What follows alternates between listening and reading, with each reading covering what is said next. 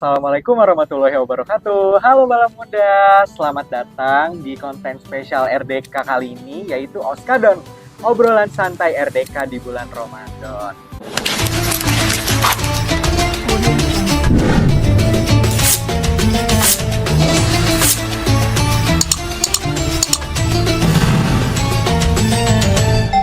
Oskadon. Nah, Bala Muda, kali ini mungkin Kaiser nggak sendirian ya di sini. Ada bintang tamu yang spesial banget, yang sekiranya nanti bakal ngebantu jawab-jawabin pertanyaan yang udah Bala Muda kirimin ke kita di question box Instagram @rdk_fm. Sebelumnya mungkin boleh Bapak diperkenalkan namanya siapa, terus mungkin Bapak sebagai dosen di fakultas apa, gitu. Silakan. Bismillahirrahmanirrahim. Assalamualaikum warahmatullahi wabarakatuh. Saya Muhammad Firdaus, dosen Fakultas Dakwah dan Ilmu Komunikasi, mengajar pada Prodi Magister Manajemen Dakwah. Oke, itu perkenalan dari bintang tamu kita dari ini, yaitu Bapak Firdaus ya, Bala Muda. Oke, jadi kita tuh memang di Oskadon ini membuka pertanyaan, maksudnya membuka wadah pertanyaan untuk pemirsa-pemirsa kita yang kita sebut namanya itu Bala Muda, yang sekiranya tuh mereka tuh mempertanyakan tentang pertanyaan-pertanyaan besar mereka seputar bulan Ramadan gitu Pak, gitu, mengenai hal apa saja yang bisa dan tidak bisa dilakukan dan lain juga sebagainya, seperti itu. Nah, mungkin sekiranya Bala Muda tuh bertanya-tanya ya, kenapa sih kita harus memahami hukum-hukum atau dampak-dampak yang sekiranya dapat ditimbulkan dari tindakan yang kita lakukan selama bulan Ramadan gitu. Teman-teman sekalian, bahwasanya tujuan besar yang ingin dibangun oleh Islam dalam amaliyah puasa ini adalah bagaimana membangun integritas keilmuan. Karena itu ayat yang disampaikan ketika kita berpuasa agar kita menjadi tahu, dan pastinya banyak hal-hal seputar hukum terkait puasa yang akan memberikan dampak kualitas terhadap puasa kita. Bahwasanya seorang alim pernah mengatakan, al-amilu bid-dalil, al-amilu dunad dalil kasairi dunad dalil. Bahwasanya orang yang beramal tapi dia tanpa ilmu seperti orang yang berjalan tanpa ada yang mengantar, tanpa ada tujuan, sehingga ia semakin jauh dari maksud ibadah tersebut.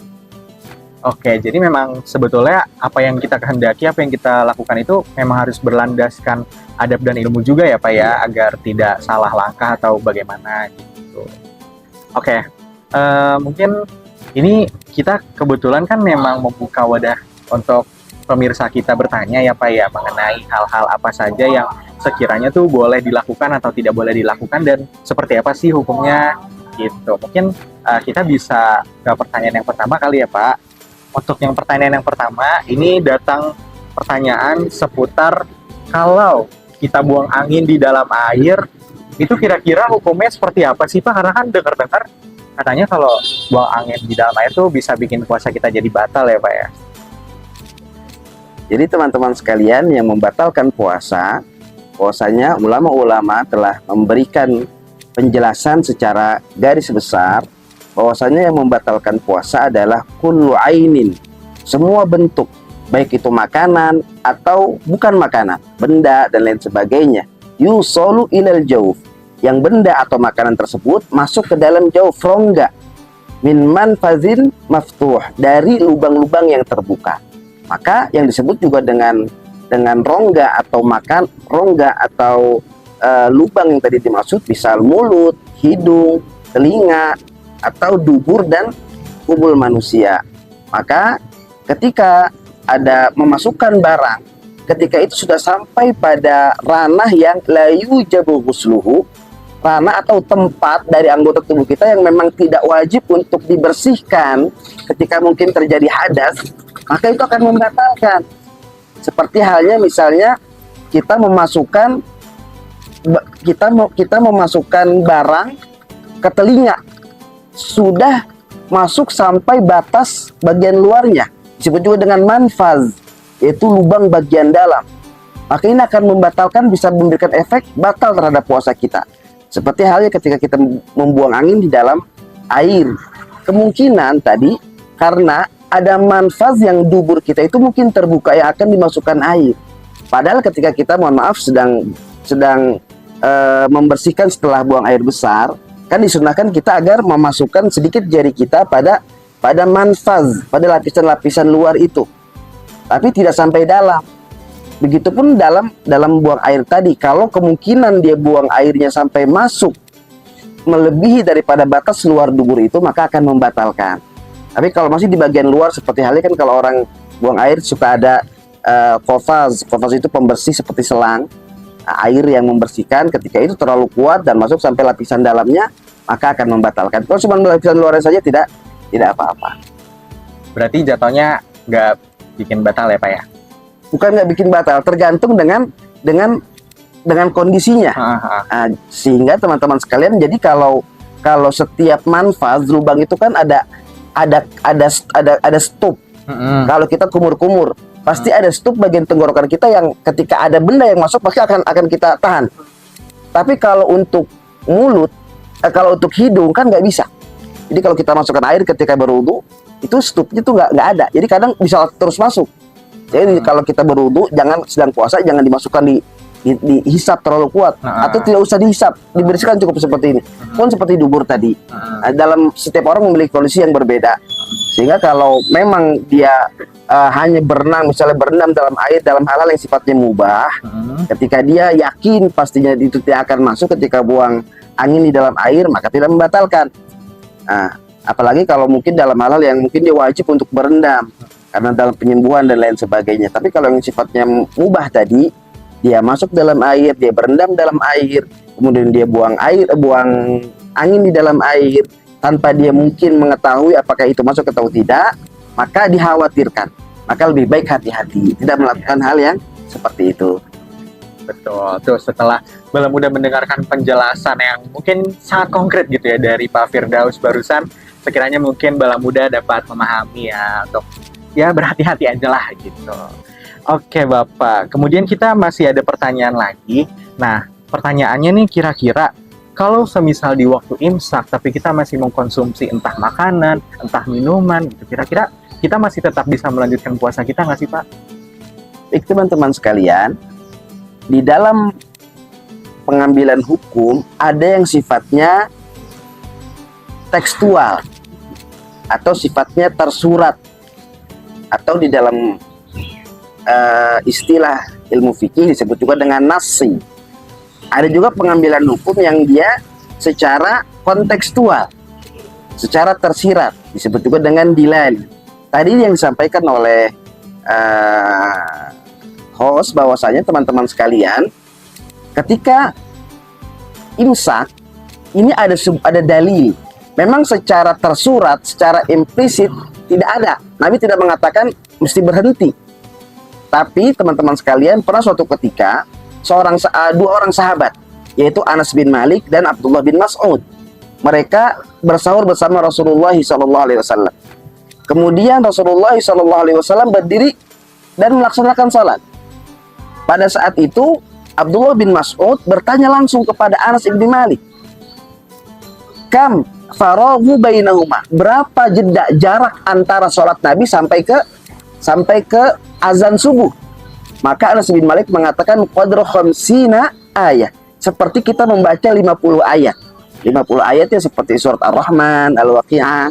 Jadi Nabi SAW sudah berhenti sebelum waktu subuh dan melaksanakan sholat. Itu setara dengan kita membaca Al-Quran 50 ayat. Secara tersirat teman-teman sekalian, ini menandakan bahwasanya imsak itu ada. Adapun secara kedudukannya memang tidak wajib. Memang dalam Al-Quran mengatakan fakulu washrabu hatta yatabayyana lakumul khaytul abyadu minal khaytil aswadi minal fajr. Makan dan minumlah sampai terang antara garis hitam dan garis putih, yaitu fajar. Sekarang sudah modern, waktu fajar sudah ditentukan dengan waktu sholat. Ada kita mengenal dengan pelajaran hisab, dengan pelajaran ilmu hisab, bagaimana mengetahui jarak matahari dan lain sebagainya. Sekarang sudah banyak di masjid-masjid ada tanda waktu sholat misalnya. Maka itu bagian daripada garis penentu antara malam dan subuh yang kita ketahui dengan azan. Jadi bagian daripada hati-hati sebelum azan dikumandangkan lah berhenti. Nah, bisa jadi 5 menit atau 10 menit sebelum azan. Seperti itu. Bisa lebih dikaitkan kepada kesadaran pribadi masing-masing aja kali ya Pak ya gitu. Sekiranya mungkin ketika kita rasa sudah mendekati waktu azan subuh gitu, mungkin seharusnya kita sudah mulai berhenti mengkonsumsi baik makanan dan minuman. Oke, itu mungkin bisa menjadi pelajaran baru juga untuk bala muda sekalian ya. Nah, pertanyaan selanjutnya Pak, kalau tadi kita membahas tentang imsak nih, kita sekarang membahas mengenai buka puasa, jadi kayak nyebrang gitu ya. Teman-teman sekalian, berbuka dengan yang manis itu digambarkan di dalam hadis. Nabi SAW selalu berbuka dengan yang manis-manis. Dalam hadis dikatakan bahwasanya fal yuftir bit tamr, agar kita berbuka dengan tamar, dengan kurma kering.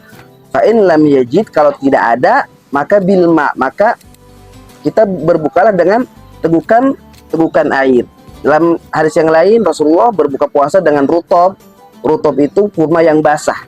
Fa in lam yajid, kalau tidak mendapatkan kurma yang basah maka fal yuftir bit tamr, dengan kurma kering. Kalau tidak, maka dengan hasawatil ma, dengan beberapa tegukan air. Teman-teman sekalian, ini mesti kita pahami bahwasanya ketika kita berpuasa, maka kadar gula darah di dalam diri kita itu sedang meningkat. Sejak kita sahur sampai menjelang berbuka, kadar gula glukosa dalam tubuh itu meningkat. Sehingga ada kecenderungan kita untuk memakan yang manis-manis. Tapi mesti kita perhatikan bahwasanya Nabi mengkonsumsi kurma. Kurma adalah makanan yang kadar gulanya itu tidak membahayakan bagi siklus gula darah dalam diri kita, dalam tubuh kita. Sehingga teman-teman sekalian itu yang dianjurkan. Adapun kalau kita membuka yang manis-manis sesuai dengan kebiasaan masyarakat kita, ada kolaknya, ditambah dengan kolak ada manisan-manisannya. Dulu ketika di Timur Tengah kami belajar, kita kenal dengan basbosha. Itu seperti makanan manison yang memang manis. Maka teman-teman sekalian, ini akan berdampak buruk.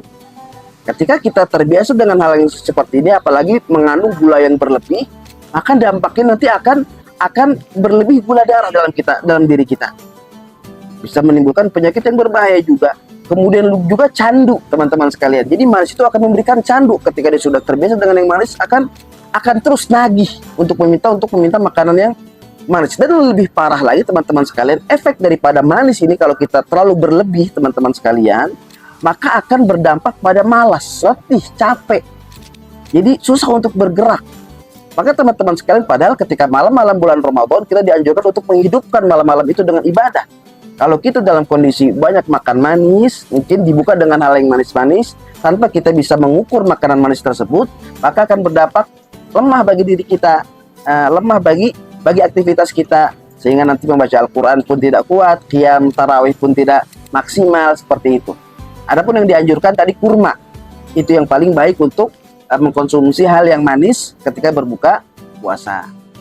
Mungkin berarti untuk mengkonsumsi makanan yang manis itu lebih disesuaikan dengan kebutuhan badan kita aja gitu ya Pak. Berarti bukan suatu kewajiban gitu ya. Oke, Bala Muda. Kira-kira seperti itu penjelasan-penjelasan dari pertanyaan yang Bala Muda sampaikan kepada kita sudah dijawab secara tuntas oleh Pak Firdaus. Oke, Bala Muda. Itu dia sekiranya pengetahuan-pengetahuan baru seputar bulan Ramadan yang sudah Bala Muda tanyakan nih di sini, yang sudah kita terima juga sudah dijawab secara tuntas oleh Bapak Firdaus.